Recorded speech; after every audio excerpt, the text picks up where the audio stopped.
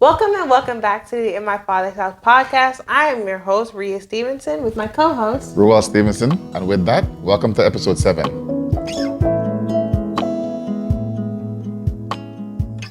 So in this episode, we'll be covering singleness, life after divorce, and literally the things that we've done, or I have done and we have done to be a benefit to those who have actually gone through divorce, who just went through divorce, or being a single parent. There's so many different ways to come with this, but this is more where we're going to focus on actually how to recognize your identity and how to figure out who you are and what's your calling. So with that being said, I guess you want to start? you started. Okay, so she started last time, so this time I'll start. So pretty much, guys, most people, when they actually get married, as we know, the two become one, according to the scriptures, right? And most times, people base their identity upon their partners, upon the person that they're with, their mate. And it's very common that husband assimilates into his wife assimilates into the husband. But what happens when you get divorced? What happens when you are no longer having to be responsible for that person that you were once responsible for? There are many things that it's an emotional tear. I mean, like literally, I've gone through it myself. And what do you do? Most people they want to know, what do you do? Like they can't seem to catch themselves, because it's like, now you have to go on life without this person in your life. I know I heard somebody said one time that it's almost like dying, but being alive or something. Or it's like, when somebody is taking it from you, right? When somebody's dead, it's kind of easy, not really easy, but you'll never see this person again, and you'll never be able to touch, feel, and it's kind of like you can actually have a closure. Closure, yeah. When you divorce, it's like that heart-wrenching, it rips out. But that person's not dead though. And you have to literally see them every day, sometimes, every week, every month. And it's like, that love that you have in your heart, it can become bitter. I'm not gonna lie to you. When your mom and I separated, I can't say I was very fond of her, you know what I mean? I wasn't like the happiest camper, and it's like, I could have been bitter. She could have been bitter. And I think we went through our spots here and there. Not of hatred, but we saw things with each other that we didn't like. And it's like, oh, I can't stand him. She probably had that moments. I probably had the moments where I can't stand her. Oh my gosh, I can't deal with this. And the funny thing is at the parties, your parties, mom parties or whatever, your mom will always be there because you're there, and my mother and your mom is like this, and I'm there oh. So I'll be upbeat. I'll be like, yeah, we party, whatever. As soon as your mom come, I'll just disappear. I'll just disappear. I'll go in a different room, because it's like that pain it's there, and it's like you don't have anyone to speak to about it. You don't know what to do. It's like, it's just there. It's that pain. Oh, and it's like if she's dead. It's like a closure. It's just always there. Yeah, in that sense, it kind of makes it worse. It does. Yeah. It hasn't been easy, right? And I'll say, it took maturing on both sides. I had to mature the most, though. I have to say that, because if you look back in the previous podcast and everything like that, when I got married, literally, I was 25, and I had like an 18-year-old mindset. I wasn't ready to be married. I wasn't ready to have a child, and I was going through all these different mixed feelings, emotions. I wasn't ready to be a man. But hey, something within me awoken at your birth. You being in my life, I had to do what I had to do.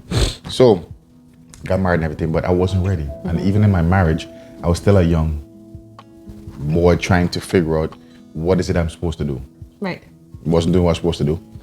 Long and short of it, now got divorced, got separated. It's like that constant pain is there. It's like the pain of divorce, the pain of being a divorcee.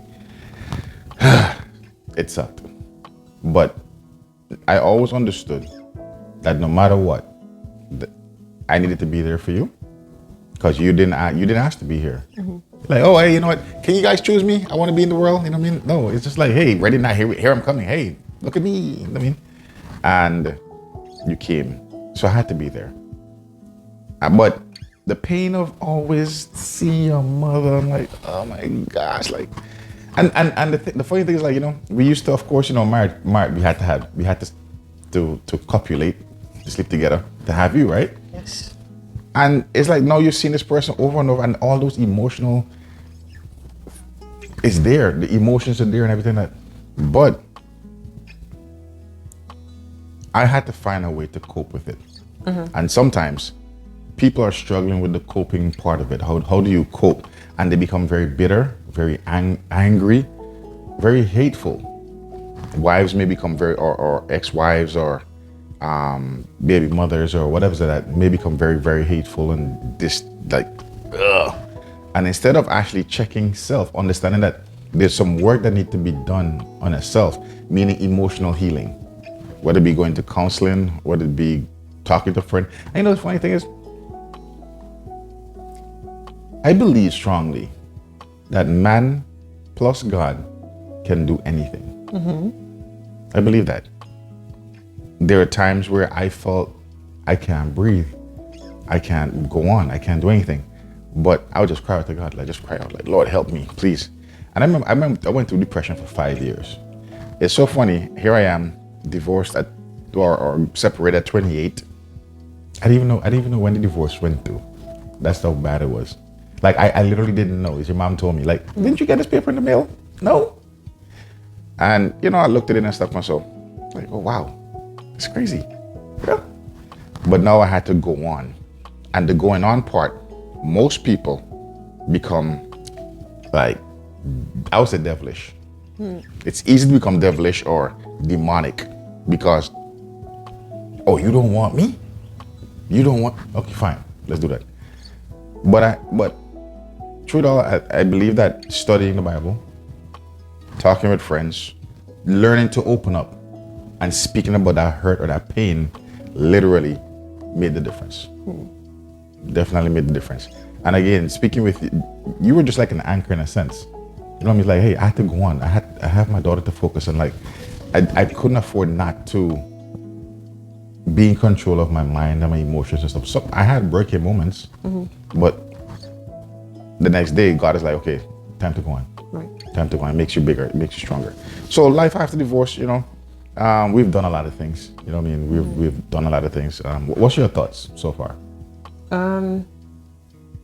Regarding life after divorce, Just pretty much the transition, how you transition, how you went through growing up for 30 years and that kind of stuff. And so, I mean, like I said before, it wasn't a transition for me because it's like something that I've always known. It's something that, in a sense, I grew up used to. Like I said before, it wasn't a thing of like my parents were together and then they're not. It was just I always grew up knowing like my parents aren't together. But of course, you know, still my parents and they still love me. We're still the family, regardless of like what's going on. And we've had like our, you know, like you said, our little things here and there, but it's not like, you know, life-changing or like groundbreaking stuff. Like we got over it eventually. And so I would say so far, if we're rating it on a scale of 1 to 10, I would rate it honestly, where we are now, a 9. I feel like we're in a place where it's like you and mom have zero bad blood. It's no like arguments every day, nothing like that. And we're on a path to like, you know, good. We're good right now. And it's not compared to like, you know, in the past where there'd be moments where you and mom are talking or whatever. I would say we're really good now. I don't know if you agree. You know, but I would say we're really good right now. I'll agree because I remember this one time, right? I was in my feelings. Can you imagine? I was in my feelings. Right? I was in my feelings, right? So I remember one time, right? Your mom and I just didn't want to talk to her. Like, and for like weeks or months, I wouldn't talk to your mother. I would actually send messages like, tell your mother I'm picking you up next week. Or I don't even remember, right? But I don't even think, I think you had a phone. So I don't know what happened, but I would communicate through you. And then you were like, then you're like, oh, mom wants to talk to you. I'm like, I don't want to talk to her. Or, and you would be in the middle like, I literally was in my feelings. And I don't know what happened. I was really just did not want to speak to your mom. I don't know. I was just going through my moment. Because I had to cope somehow. I had to deal with it. And it, like, when I'm hurting, I'm talking about it now because people, I want you guys to understand, you will hurt. Yeah. You will go through the hurt. But the difference or the thing is you have to address the hurt. If you never address the hurt, it will just be perpetual. If and I always believe, I don't like to be controlled by nothing and no one. If something has happened to you in life, traumatic, whether it be molestation or divorce or whatever it may be, and you haven't brought yourself to the point to speak about it, it will control you. It will control you. You have to own up to it, apologize, and move on. So going back to what I was saying, I don't want to speak to your mom at all. And every time you're like, Dad, mom wants to speak to you, or she'll call and just ignore the phone call. I'm not talking to you. And I think it went on like for months. And one day, Reah's like, enough of this. Yes. I talk to your mom, right? We have to talk about this because I think I can count how many times I had to put my foot down with y'all foolishness and be like, all right, listen, I am tired of this. We're going to sit down and we're going to talk, whether you like it or not, because at this point, we're not doing it for each other. You're doing it for me. And whether you like it or not, you have to do it for me. So, yeah, man, I remember when we went to there's a park we went to, right? And I drove in a car. I didn't sit on your mother. It's funny, right? Me, or your mom, myself, and you, we drove to the park, and they're quiet. It was like about a 45 hour, right? So we just drove. Awkward. And I'm just there like, we got to the park, and Reah's like, so, and I think you led in the conversation, right? How were you, like, 7, 8? And I'm like, here it is, right? Here it is now, right? It's like what? I'm 30 something, I don't know. I was 30 something, right? And mom's 30 something. And our little 7, 8-year-old daughter is saying, sitting them down like children because they want to act like it. So she's talking to us, and then I'm there like, man, I want to talk to her, man. I got nothing to say, man. After about an hour drive, right? We had this park, looking at the water, it's beautiful. And I'm just there still venting because I'm mad. I'm very mad. I don't care. I'm mad. I'm gonna be mad. I'm gonna be a brat. I'm gonna be a boy. I don't care, right? I'm gonna be me, right? Because I am hurting. I got hurt. What I don't care. No, your mom was never like spazzed out of me. Well, I don't think she ever spazzed out of me and that kind of stuff, right? But here is one moment. I decide I'm gonna spazz out. I don't care. I'm gonna deal with my stuff because eventually it's unfair to me. I just focus on me, right? Okay. And then, you know what I mean, after I vented a bit and I let it out a little bit. Not disrespectful to your mom or anything like that, but just vented, just like let it out. You know, eventually we left the park and things got better. I don't remember what was said, what was done, but it's not like we were best friends. I was like, look, you know, I just got tired of like trying. The biggest reason why people, again, like I said, are always bitter and angry is because of selfishness. Women are very selfish. They literally like, oh, I'm not gonna give you the kids because you cheated on me, or because you this, you that. You just listen. Hold up. Stop. I understand you're upset. I understand you're bitter or whatever. But it's still his child too. You don't have the right to withhold his child from him.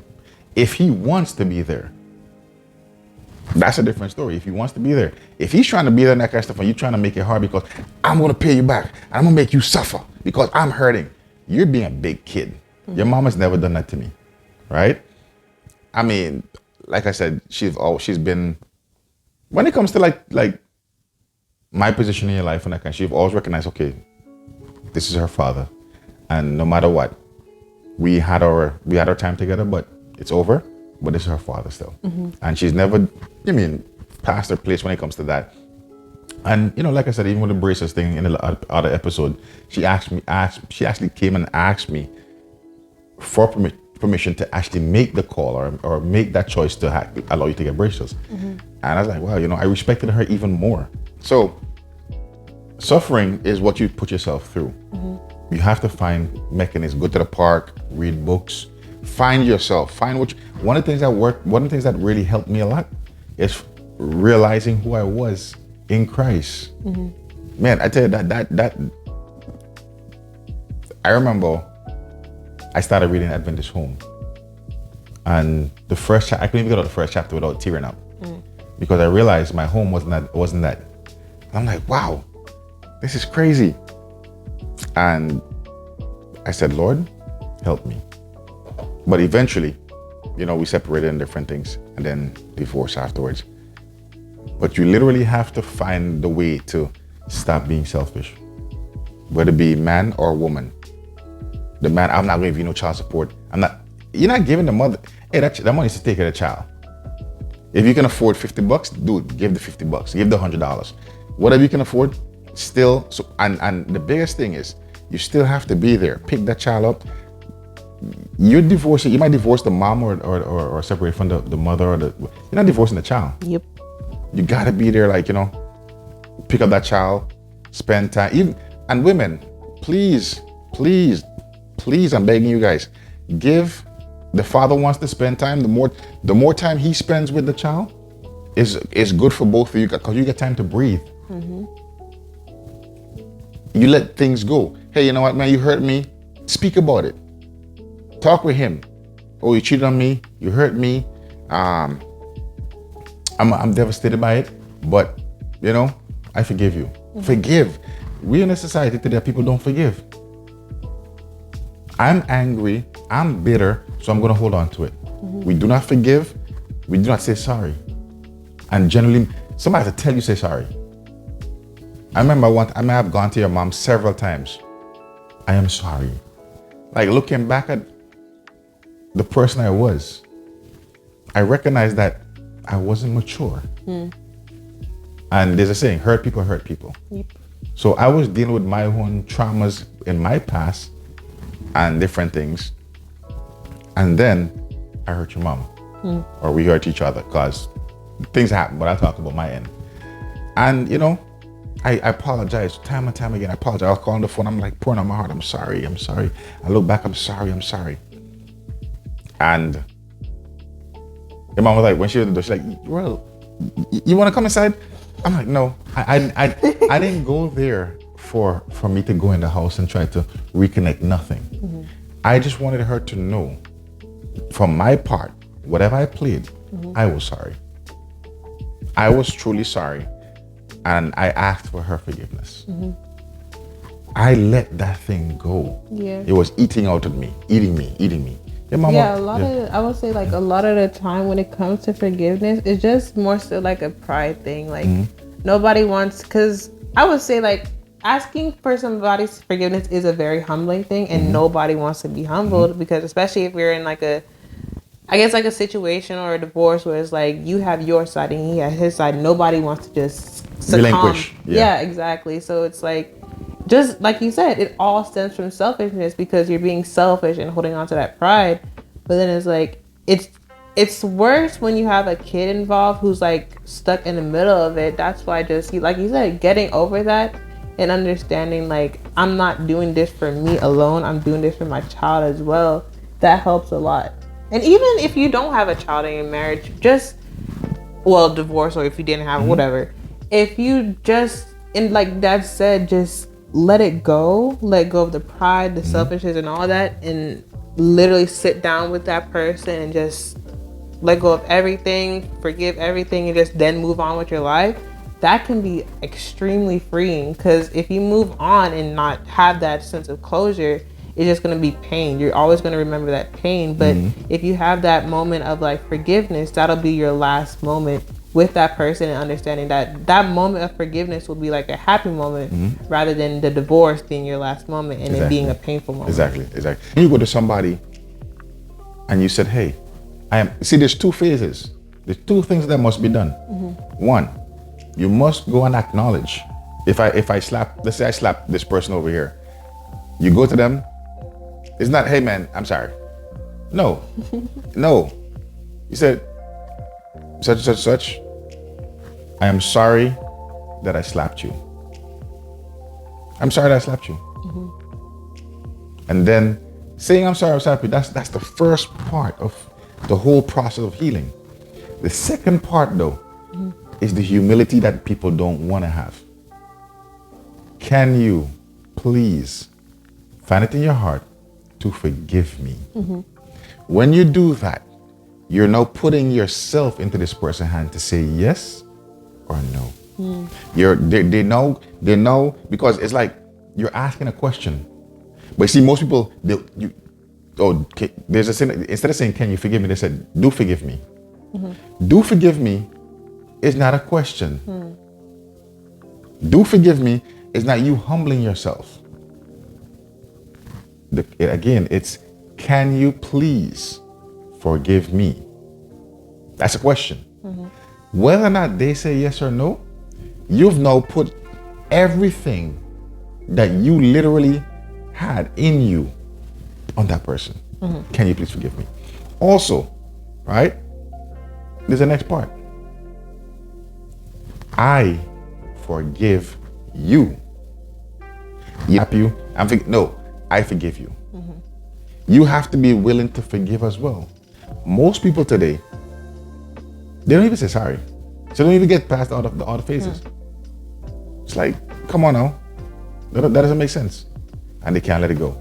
So yeah, moving forward from like, like I said, the forgiveness is like a freeing point, and then just, move on from there. We've, like I said, moved on from there definitely to where like now we're in a happy space. Like I said, I would say this is like the best we've been so far in this journey of co-parenting and, life and whatever. And throughout this journey, we've had like a couple happy moments. Well, not a couple, but a lot of happy moments. Like one thing that I'll always remember is the trips to Florida, our yearly trips. Well, how many times did that? Like annual trips. Since you were 5, actually. I think so since we're from 5 to like about 9, 10 or something like that. Yeah, about 5 years we did it. 9, 10. And skipped a few years. We did other things actually. We did other things the other year. Yeah, we did other trips instead of that. Yeah, but like Florida, we would go to Florida, jet ski. That was a lot of fun. And then that was like kind of like our starter point to when we started traveling, because once we started traveling, we started traveling because what was the first trip? I think Cancun. Yes, it was. Cancun was the first trip. It was me, you, and Grandma. And Uncle Gregory. He came a little bit after. He decided he wants to piggyback on the trip. He decided he wants to piggyback on the trip. Like, yeah, hey, I'm gonna come. Yes. But, I just wanted to take, at that time, I had 2 important women in my life. Mother and my daughter. When I said to her, I have been blessed. I have been extremely blessed. Not just with life. I got 2 beautiful daughters, not just 1, 2. I don't even know. I am blessed. And most people don't understand that. For me, I'm grateful every day. So who am I to walk up or wake up every day and just be like,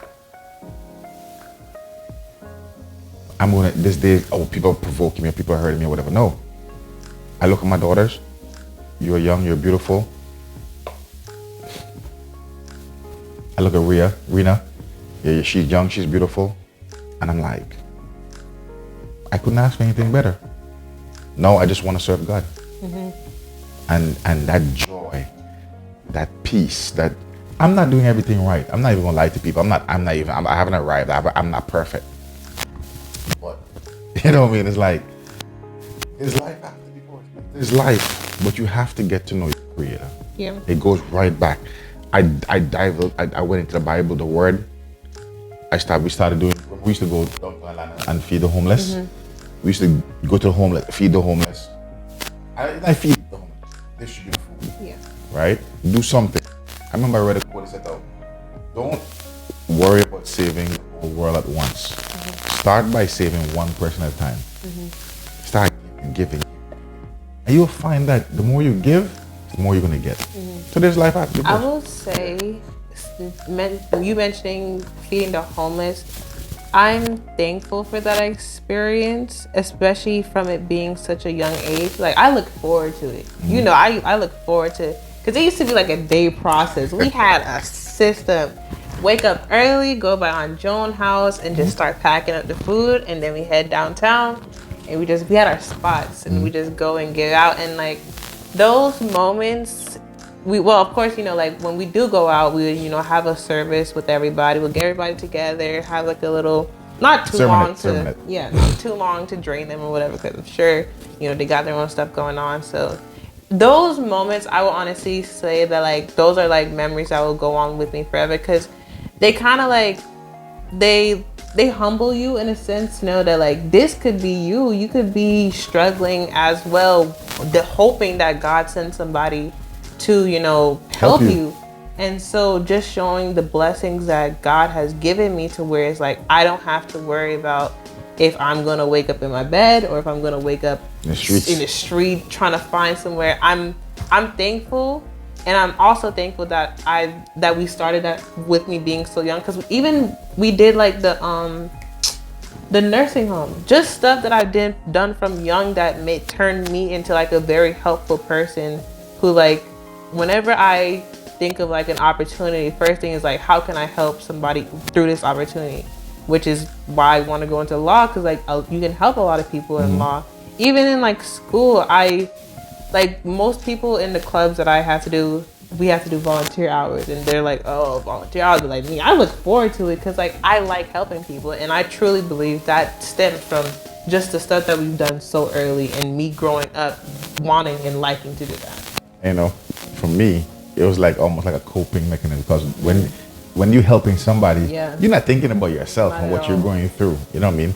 What you go, and it's, remember, time heals in a sense, but you have to allow it to heal. So many people, they never allow the healing process, because they're busy stuck on here, versus just letting it go and then moving forward. But it heals. There was a time, I remember though, right? The Lord asked me a question, and here's what happened. We went close to the Greyhound station, and I was doing a little sermon talking to people about the commandments in the Bible and how we need to follow it in different things. And while I was there, when I was finished speaking, there's this little white boy, right? Young, blonde hair, kind of short. It's like probably like about 4 or 5 or something like that. So he comes over to me, he's like, so I'm like, yeah, okay, come. I'm like, yeah. He's like, come close. So I came close to this guy, like putting my ears next to his mouth, and the guy kissed me. You remember that? I think so, yeah. Yo, this kid kissed me, and I'm like, when I look at Aunt Joan, Aisha, Carol, everybody's like, and I'm there like, y'all saw that? Y'all saw, he kissed me. And I'm like, he kissed me. Oh my God, he kissed me. I'm losing my head, right? And his mother's like, oh man, I don't know what happened here. I don't know what, I mean, he probably said something that you understood, or the Holy Spirit spoke to him or whatever, because this child, I think he was autistic or something, and he had some kind of mental whatever, but he never sits still for nobody, and he's always doing his own thing or whatever, but he stood still long enough to get something from the Holy Spirit. And that kiss, man, it's like, I remember the Lord asked me, right, the question, when is the last time your job, your businesses, or anything that you're doing brought you that kind of satisfaction or that type of joy? I'm like, never. Yo, but this little kid kissed me in the cheek, man. I was like, I will never wash my cheek again.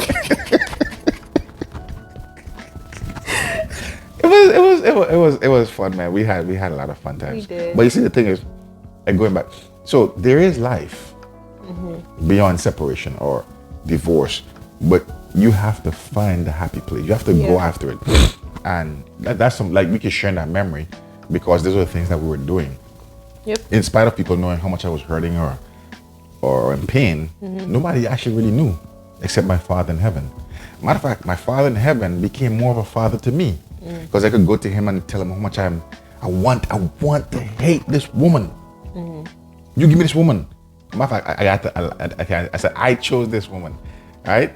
I want to hate her right now. I wanted this right now. But, but I can't. Because, I can't hate her. And I remember this is judge not, lest ye be judged. For the way you judge, you shall be judged. And I'm like, oh man. So if I judge harshly, I myself will be judged harshly. If I judge kindly or mercifully, I myself will be judged mercifully and kindly. So you know what I did? I said, Lord, I need all the mercy from you, right? So anybody that hurt me doing something, I'm gonna have total mercy with them. Hey, listen. There's nobody that I hate. There's nobody that I hate. I may dislike characteristics. I may dislike personalities and it's not even personality. I might just dislike if somebody's doing wrong, I may dislike that. But I don't hate you. I don't hate them. I'll share something. Right now, I'm going through a situation with my youngest daughter's mother, right? And I'll tell you guys, I don't hate her. I actually have love for her. We were friends at one point. By the same token, I'm looking at how it's hurting my daughter. I was like, hey, this is not gonna work. But instead of stopping, she's holding on to that hurt, that anger, that pain. I can't make you let it go. You have to want to let it go. Right. And you know what I mean? We don't talk. We don't have communication, that kind of stuff. So, but the point is, I had to let go of the pain, and I realized that people today they have to let go of it too. And pride will be there. The enemy will be there. No, you see, he did this to you, and he did that to you, and she did this, and she. At some point, you gotta say, I did this. It's I did this. XYZ. You gotta own it, and you have to move on. Let it go. Find the happy moments. I would say, just like Dad said, I think that may even be the title of this episode, What's Finding the Happy Moments. Hey. It's not even just finding the happy moments. If you can't find them, make them. Yeah. Because it's like that, like you were saying, it's common to go into depression after divorce. If you don't, you're strong. Cause it's a very painful process. And so just eventually reaching a point where you're like, okay, I've mellowed enough, I've wallowed enough, I've cried enough. It's time for me to live life now, because some people aren't able to. So even though I'm going through this, let me make the best of it possible and create those happy moments. And eventually you're going to work through that pain, especially if, like we said, you sit down and you just let go of the pain and just forgive and move on with your life. And just, like we said, find those happy moments. Can't find them, make them, and just live life. Because that's what we're doing now. We've traveled, we've helped other people, we created a podcast to talk about our experiences. All these different things are moments and memories that we'll cherish for the rest of our lives. So just moving on and creating things like that for yourself can definitely in itself be your form of therapy. Definitely. And I think that's one of the things that I found. It's like therapeutic. I always said, anything in life that you can't talk about that's hurtful to you controls you. It controls you. And it can be used against you. So you have to learn to let it go. Yeah. But we have reached a part that I have been dreading. Last episode was the dreaded D word. This is the dreaded moment. Yes, I know, right? Oh, I don't know what to say. But like Dad said, it's such sweet sorrow. It is. Like Dad said, this is episode 7. And 7 in the Bible is completion. Which also means that we're following that. Which also means that unfortunately, this episode is the season finale for season 1 of the In My Father's House podcast. And before we say anything or do anything, I just want to thank you guys so much for the support, love everything that was shown throughout the season. We're not perfect. We're learning. This has very much been experimental, learning just different things, lighting, recording, all these different things to make it the best thing that we can be. And so far, I would say it's pretty good. Yeah. I would say, you know, the people we've reached, just everything overall, it's been a lot better than it may have been if we didn't have anything at all. And just thank you, honestly. Yeah. We reached 100 subscribers in our first season. I think we're 120, 130. Yeah, I think. 100, a couple, I think couple 130. hundred, yeah. Well, you know, I just want to say, guys, thank you all so much. But before that, I just want to say thank God. Yes. I mean, Yes. literally, this podcast is not a result of just because Reah and I want to do something and share our lives and talk about ourselves or brag. There's nothing to brag about, actually. But literally, I want to say thank God because He was the one that was instrumental in putting this together. Yeah. From the name to giving me the insight, and I shared with Reah, and then she was just like, let's do it, let's do it. You know what I mean? And you know what I mean? I gotta say, you know, kudos to Reah. I mean, really and truly, so guys, she the CEO of this podcast, the company itself. She the CEO. I'm her father. And she and I we butt heads sometimes. Yes. But sometimes I humble myself and I'm like, okay, well, fine, whatever. We'll do it your way. And you know, there's nothing wrong with humbling yourself and just taking directives or taking directions or whatever. I see her shine. Like she's the one that edit the videos, right? Put them up there, schedule it and all that stuff. And so I just tell people, hey, look, go watch the video. You know what I mean? Go watch the video. That's just all I do. Go watch the video. And you know, it's been a humbling experience. I mean, I really enjoy working with Reah, the podcast, and I want to run fast and I want to do all these extra stuff and whatever. And she's like, Dad, yes, we're gonna do all that. And she's so diplomatic when she speaks sometimes, right? She has to be. She's like, Dad, I agree. We're gonna do it. We're gonna get there, but not right now. And I'm like, I mean, not right now. We should do it. We should do it. And she's like, Dad, not right now. Season 2 coming up. So guys, you know, literally, I thank God. I thank Reah. Yeah. I want to thank all of you. I mean, this has been fun. I mean, the comments, the remarks. We've had some good ones, some very good remarks, some good comments. We've had some negative ones too. Yep. You know what I mean? And again, we've had criticism, healthy criticism actually. Yeah.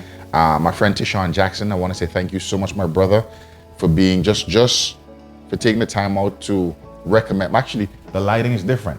Tishawn was the one that actually got in, we were talking and you just sent me over some, hey, look, I looked this up on Amazon and you just sent me over this stuff and I just order it, right? So thank you so much. Kudos to you, Tishawn Jackson. Just want to say thank you so much to Maurice Moore. Maurice, thank you so much, man. We had a conversation with Maurice. Yep. Very insightful. He does editing and different things, and you know what I mean. He just, hey, you know, thank you so much. He was just giving us pointers and that kind of stuff. Yep. We have other friends, too much to mention, that literally they saw what we're doing. They're like, yo, they're really excited. They're really glad, and they give their pointers here and there and everything. So I know Stephanie, I've forgotten you. Omenakor, I've forgotten you.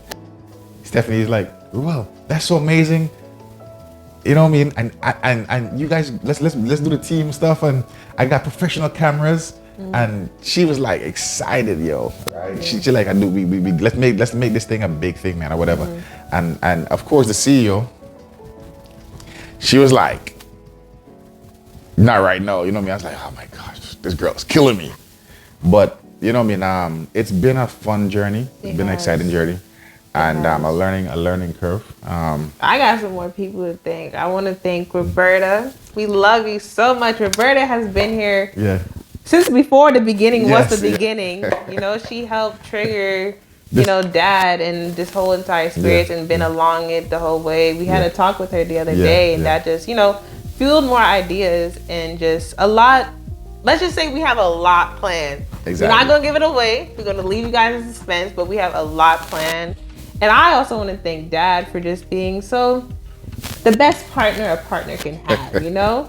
As much as I know a lot of the times your stuff just stems from ambition and you're ready to go. And I'm like the more like methodical one looking at the full picture while you're like, let's do this, let's do this, let's do this. And I appreciate that because, you know, sometimes I be down and out of it. I'm like, I don't want to film today.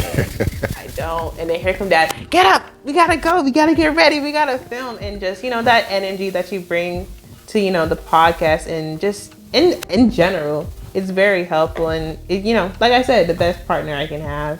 I wouldn't want to do this with anybody else. That's why I'm here with you. And yeah, with that being said, this is not goodbye. Yeah. But see you later. See you later. We will be back. We will be better. Next season. We will be better. Mm-hmm. Yep. We will be better. Yes. That's all I'm gonna say. We will be better. Hey, I'm not looking. gonna put a date or a time on it because I don't want to let anybody down. But we will be back. Actually, I just want to say something real quick, guys. You know what? I know you didn't want to do it, but we gotta talk about it. Talk about what? So I'm very pleased. I'm very pleased. This young lady over here, this young lady right here, she literally, man, she blew me out of the water. I'm very pleased by her. I don't like to use the word proud because it came from pride and pride came from the enemy. But I'm well pleased with her. Not just in her maturity and her beauty and all that stuff. So, but just the way she's thinking.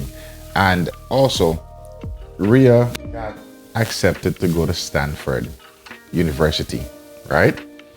And literally, we were talking yesterday, and my heart is filled. It was filled because I see not only she's having a relationship with God, but she's trusting His leadership, and she's trusting the things that I'm sharing with her. She has her own opinions and ideas and everything, but Stanford is actually like up there with Harvard University, and literally she's in high school. She's going to college, Clayton State University, but she got accepted to go for a program at Stanford University coming this summer. And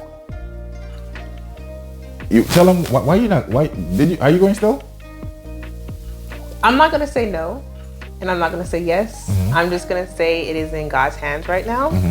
It is a very big challenge, Yes, and ma'am. like I said before, it is in God's hands. I've been saying to Dad, and you know, in general, just whatever God has planned for me, it will happen, whether the devil tries to stop it or not. So, like I said, it's in His hands, and wherever He wants me to go, I will go. But yeah, it was a very exciting. I am still excited for it. And, I am. You know, like I said, whatever happens will be. Definitely. And you know, guys, you know, I just want to say, man, that's the way the Lord is moving in Reah's life, in my life, her mom's life, and everything like that. You know, it's, again, once you free yourself of negativity, you literally find the happy places, the happy moments, the happy things. You surround yourself with happy people, not miserable stuff, happy people. And it makes a big difference. So, with that being said, guys, I just wanted to give her kudos and everything like that. And if you guys want to know more and everything like that, keep following.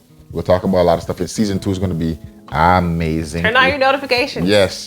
Subscribe, like. Y'all, if you're not notified, you're not going to know when we come back. You're going to be late. You got to be ready. So turn on the notifications. Make sure you subscribe. Make sure you share. Because this season, of course, will still be up for everybody to watch. Please comment. We also may be dropping in here and there, but I'm not going to say too much.